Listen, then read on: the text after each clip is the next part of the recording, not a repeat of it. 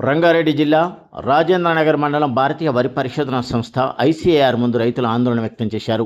ఈ నెల 27వ తేదీన నిర్వహించవలసిన విత్తన మేళ 2025 డిఆర్డీఎస్ దాస్ 75 విత్తనాల అమ్మకాన్ని అధికారులు సడన్గా రద్దు చేయడంతో ఈ విషయాన్ని తెలియక రైతులు పెద్ద సంఖ్యలో భారతీయ వరి పరిశోధన సంస్థ ముందు ఆందోళన నిర్వహించారు.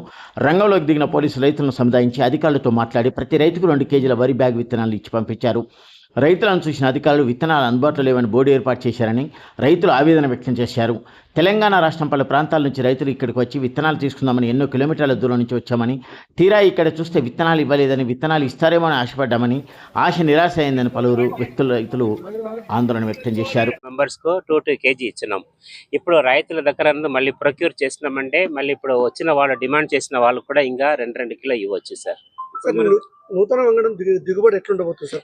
ఇది దిగుబడి చాలా బాగుంది. ఇది 7 టన్స్ వస్తున్నది. అందుకోసమే ఇంత కంగారు పడుతున్నారు రైతులు.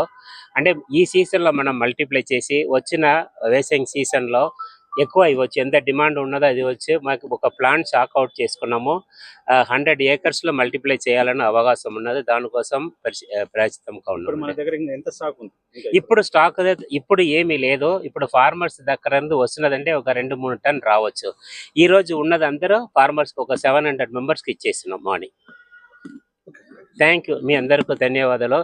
చాలా మంది రైతులు ఆనందంగా పడుతున్నారు.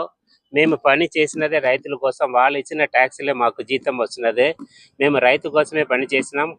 లాస్ట్ 65 years లో రైతు కోసమే చేసినాం. ఇప్పుడు వచ్చిన సంవత్సరం కూడా చేసినాం. మీరు కూడా రైతులకు కొంచెం చెప్పండి. వచ్చిన తర్వాత ఇచ్చేస్తున్నాం. నెక్స్ట్ సీజన్లో ఎంత కావాలో ఇస్తున్నాం. ఎందుకంటే ఇప్పుడు 100 acres లో మల్టిప్లై చేయాలని సిద్ధంగా ఉన్నామండి. థ్యాంక్స్ అండి.